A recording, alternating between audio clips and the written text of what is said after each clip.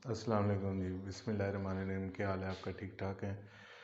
आज हम पढ़ेंगे जी फर्स्ट ईयर की जो 6th पोइम है अ सिंधी वुमन, इसके बारे में। तो इसको पढ़ने से पहले हम सबसे पहले देखेंगे कि पोइट कौन है और वो उसके बारे में हम पढ़ेंगे। इसका जो पोइट है वो जॉन स्टैलवर्दी है, जो कि पैदा हुआ लंदन में और फिर वो विद फैमिली मूव कर गया न्यूजीलैंड में। और जो उसकी बर्थ है, डेट ऑफ बर्थ वो 1935 है और डेथ हुई 2014 में दिसंबर में। ये क्रिटिक था, पोइट था, काफ़ी फेमस था और इसके साथ साथ यूनिवर्सिटी ऑफ ऑक्सफोर्ड में ये एक इंग्लिश का प्रोफेसर रहा 1992 से लेकर 2000 तक।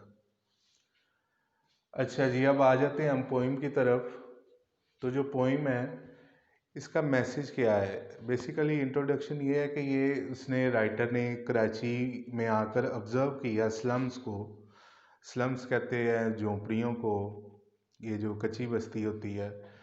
वहाँ उसने देखा कि औरत एक देखी कि वो सर पर एक जार उठाए हुए, मर्तबान उठाए हुए जा रही है, सफ़र कर रही है अपने बच्चों के लिए, रोज़गार कमाने के लिए।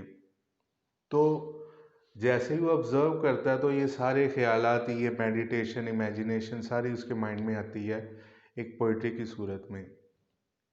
तो इसको वो इस तरह से डिस्क्राइब करता है कि जब इंसान के ऊपर बहुत ज़्यादा रिस्पॉन्सिबिलिटीज़ होती हैं तो वो ज़्यादा सीधे तरीके से चलता है, वो ज़्यादा एफर्ट करता है, वो ज़्यादा हेल्दी रहता है। हर पॉइंट ऑफ व्यू से उसने बताया कि जो फारग बंदा है, जो आइडल पर्सन है, जो कुछ भी नहीं करता ज़िंदगी में, वो अनहेल्दी भी होगा और वो अर्न भी कुछ नहीं करेगा और वो किसी के लिए भी बेनिफिशियल नहीं होगा। तो इसको उसने सिंबॉलिकली पेश किया एक सिंधी वुमेन को ऐसे शख्स के तौर पर जो रिस्पॉन्सिबिलिटीज़ को लेकर चलता है अपने घर वालों को हेल्प आउट करने के लिए, या अपनी सोसाइटी को, या अपने आप को। तो इसमें हम इसके बाद पढ़ लेंगे जी वर्ड सिनोनिम्स। अनड्यूलेंट है, अनड्यूलेंट का मतलब होता है वेव लाइक मोशन, यानी लहराते हुए चलना। इसके बाद दूसरा सिनोनिम है ग्लाइड। ग्लाइड होता है ज़रा ड्रिफ्ट करके मूव करना, थोड़ा सा स्लिप करके मूव करना, स्मूथली चलना। ट्रेड कहते हैं चाल को, वॉक को, गेट को। गार्बेज कहते हैं कूड़ा करकट को, वेस्ट, ट्रैश। इसी तरह एक्सक्रीमेंट है जो एनिमल्स का डंग होता है, गोबर, और या फिर स्टूल्स, जो बेसिकली ये वर्ड यूज़ होता है ह्यूमन एक्सक्रीमेंट के लिए। इसी तरह जी क्रम है। क्रम कहते हैं ये ज़रात को, पार्टिकल्स को, छोटे छोटे टुकड़ों को। स्लम्स झोंपड़ियों को, और हॉवल या फिर शैक इसका सिनोनिम है। स्टूप झुकना, बेंड करना। इरेक्ट होता है बिल्कुल सीधे चलना या बिल्कुल सीधे होना। रिपल होता है लड़खड़ाना, स्टैगर करना, स्टम्बल करना। यहाँ पर जो मैंने इसका मीनिंग लिखा है वेट का, वो असल में तो बर्डन ही है, वज़न है, लेकिन सिंबॉलिक मीनिंग भी मैंने लिख दिया है कि ये वेट जो है, वो जो उसके ऊपर जार का वेट है, वो बेसिकली उसकी रिस्पॉन्सिबिलिटी है जिसको वो लेकर चल रही है। रिफ्लेक्ट होता है जी मेडिटेट करना, सोचना, गौर व फिक्र करना। अब इसमें आ जाते हैं जी पहली वर्स की तरफ। पहली वर्स में जो पोइट है वो कहता है बेयर फुट, के नंगे पाँव औरत जा रही है, through the bazaar and with the same undulant grace. और जो उसकी ग्रेस है, शानो शौकत है, ग्लोरी है, पर्सनैलिटी है, वो अनड्यूलेंट है, यानी लहराते हुए वो चल रही है बड़ी शानो शौकत से, बड़े मान के साथ, बड़ी शान के साथ। हालांकि वो बेयर फुट है। यहाँ पर उसका बेयर फुट होना, उसके नंगे पाँव होना, इस बात की सिंबल है कि इतने बुरे हालात हैं कि उसके पास पहनने के लिए जूते नहीं हैं, लेकिन फिर भी वो अर्निंग करने के लिए बाज़ार में जा रही है अपना ज़रिया माश तलाश करने के लिए। As the cloth blown back from her face she glides with a stone jar. अब उसने अपने पर्दे को भी कायम रखा हुआ है, क्योंकि कराची का एरिया है, इस्लामिक मुल्क है ये, तो उसने जो चेहरे पर एक कपड़ा लपेटा हुआ है, वो हवा चलती है जिसकी वजह से जो उसका वो कपड़ा है उसके चेहरे से ब्लोन बैक यानी पीछे को उड़ता है। इसके बाद फोर्थ वर्स है, उसमें कहता है she glides with a stone jar. अब उसके सर पर एक पत्थर का जो जार है, मर्तबान है, बर्तन है, उसको वो लेकर चल रही है कुछ चीज़ें बेचने के लिए। उसके साथ साथ वो ग्लाइड कर रही है, बड़ी स्मूथली चल रही है, बड़े हमवार तरीके से चल रही है। इसी स्टैंजा का जो लास्ट कपलेट है यानी आखिरी शेर है स्टैंजा का, high on her head and not a ripple in her trade, के उसके सर के ऊपर इतना ज़्यादा वज़न है, इतनी रिस्पॉन्सिबिलिटी है, इतनी जिम्मेदारी है अपनी फैमिली की, उसके बावजूद जो उसकी ट्रेड है, उसकी चाल है, उसमें कोई रिपल नहीं आता, यानी कोई लड़खड़ाहट नहीं आती, कोई उसमें जो है ना उसको हिचकिचाहट फील नहीं होती, परेशानी नहीं आती। उसके बावजूद वो ज़िंदगी का सफ़र कर रही है अपनी फैमिली के लिए। सेकंड स्टैंजा जो है, पहले भी मैंने आपको बताया था कि हमेशा जो भी पोइट होता है वो अपने आखिरी स्टैंजा में एक मैसेज देता है, एक मॉरल लेसन देता है या विजडम की बात करता है। ये लाजमी होता है उसके जो भी थॉट प्रोवोकिंग पोइम होती है जो हमें सोचने में मजबूर करती है, ये भी एक थॉट प्रोवोकिंग पोइम है। तो इसमें कहता है वॉचिंग हर क्रॉस इरेक्ट, कि अब शायद यहाँ पर आगे जाकर वो सब्जेक्टिव हो जाएगा, यानी अपनी बात करेगा। आई का वर्ड जब भी यूज़ होगा पोइम में, इट मीन्स कि ये पोइम सब्जेक्टिव है। अब वहाँ ये कहता है watching her cross erect stones garbage excrement and crumbs, कि वो उसको देख रहा है कि वो बड़े सीधे होकर चल रही है, उसमें कोई परेशानी नहीं, कोई लचक नहीं है, लेकिन इन सारी चीज़ों के ऊपर से गुजरने के बावजूद उसकी ये फिज़िकल कंडीशन है कि रास्ते में पत्थर आ रहे हैं, गार्बेज है, कूड़ा करकट है, गंद है, क्रम्स हैं, छोटे छोटे टुकड़े हैं किसके, ग्लास के, ऑफ ग्लास।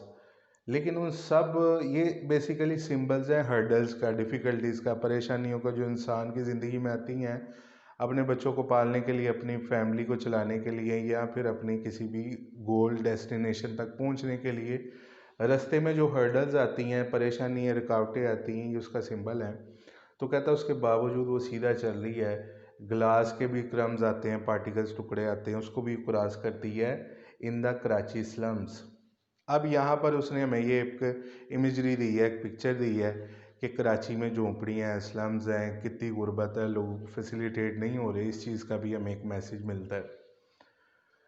अब यहाँ पर आके वो सब्जेक्टिव हो गया, कहता आई विद माई स्टूप, कि मैं अपने झुकाव के साथ रिफ्लेक्ट सोचता हूँ। वो कहता है मैं बूढ़ा हो गया हूँ, मेरी कमर झुक गई है। मीन्स कि जो शख्स फारग रहता है, कोई काम नहीं करता, इन द एंड वो फिज़िकली वीक हो जाता है, या वो ये भी कहना चाह रहा है कि वो बूढ़ा हो चुका है और वो झुक चुका है। लेकिन वो शख्स ज़िंदगी में जो रिस्पॉन्सिबिलिटीज़ होती हैं जिस पे, वो ज़्यादा पावरफुल होता है, वो ज़्यादा हैप्पी होता है, वो ज़्यादा अर्न करता है, वो ज़्यादा खुश होता है, और वही असल में रिस्पॉन्सिबल होता है। कहता है मैं अपने स्टूप के साथ यानी झुकाव के साथ मैं झुका हुआ हूँ बुढ़ापे, कमज़ोरी, परेशानी की वजह से, और रिफ्लेक्ट करता हूँ, सोचता हूँ। They stand most aid. अब लास्ट कपलेट में जो होता है ना, वो सारा एसेंस होता है, सारा निचोड़ होता है राइटर की बात का, पोइट की बात का। कहता है वो लोग स्टैंड मोस्ट एड, वो ही सीधे ज़िंदगी में चलते हैं, यानी वो ही सर उठाकर जीते हैं। Who learn to walk beneath a weight, जो एक जिम्मेदारी के नीचे सफ़र करते हैं, यानी जो अपने कंधों पर रिस्पॉन्सिबिलिटी लेते हैं, लोगों की परेशानियां सॉल्व करते हैं बजाय कि उनकी परेशानियों की वजह बने, वो ही ज़िंदगी में स्ट्रेट चलते हैं। और देखें उसने मोस्ट का वर्ड यूज़ किया, एम्फसाइज किया है कि स्ट्रेट इतना ज़्यादा चलते हैं कि सबसे ज़्यादा, मोस्ट। इसी तरह अब इसमें उसने एलिट्रेशन का इस्तेमाल किया इस पोइम में। एलिट्रेशन जब सेम साउंड किसी एक वर्स में रिपीट होती है, जैसे अगर हम पहली वर्स में देखें, इसको मैंने पहले भी आपको एक मैसेज दिया था पिछली वीडियो में कि कभी भी जो शायरी होती है उसका जो मिसरा होता है उसको लाइन नहीं बोलते हैं, रेफरेंस में भी आपने लाइन नहीं लिखना, उसको वर्स कहते हैं, क्योंकि वो कंपोज्ड होती है। अब यहाँ पर देखें वो कहता है बेयर और बाज़ार, सेम साउंड वो यहाँ पर रिपीट कर रहा है। अगर हम एक और मिसाल ले लें, ब्लोन, बैक, इसी तरह एक और मिसाल अगर हम ले लें, हाई, हर, हेड, ये सारे उसने जो एलिट्रेशन यूज़ की है। इसके साथ साथ अगर हम इसकी राइम स्कीम देखें, राइम स्कीम पहले स्टैंजा में इसकी A B B A double C है। जैसा ये देखिए, ये ए साउंड यहाँ पर जो इसकी राइम स्कीम ख़त्म हो रही है, बाज़ार, यहाँ पर जार, सेम साउंड है, इसलिए इसको ये राइम स्कीम दी गई है। ए, अब बी आगे जो भी आएगा उसको हम बी बोलेंगे, डिफरेंट साउंड होगी, उससे अगली आएगी वो सी होगी, इस तरह से हम नाम देते हैं। बाज़ार, इसी तरह grace, face, bazaar, jar, head, tread. Second stanza में ये उसकी राइम स्कीम थी। Erect, crumbs, slums, erect, reflect, straight, weight. तो ये इस तरह इसने राइम स्कीम यूज़ की है। तो यही इसकी थीम थी। जो मेरी इंशाल्लाह अगली वीडियो होगी उसमें मैं इसके इम्पोर्टेंट क्वेश्चन आंसर्स लिखवाऊंगा, और जो हमने थर्ड पोइम की थी उसके भी क्वेश्चन आंसर्स रहते हैं। तो यही मैसेज एंड पर कि ज़िंदगी में हमेशा खुश रहना सीखें और अपने से छोटे तबके को देखें, तब भी जाकर आप ज़िंदगी में खुश रह सकेंगे और कुछ हासिल कर सकेंगे। तो अगर ये वीडियो अच्छी लगी है, मैंने आपको इससे सिंपल तरीके से शायद आपने, और इतनी टेक्निकल बातें इतने सिंपल तरीके से शायद आपने कहीं ना देखी हो यूट्यूब पे, तो इस चैनल को सब्सक्राइब करें, लाइक करें, ज़्यादा से ज़्यादा शेयर करें। अल्लाह हाफिज़।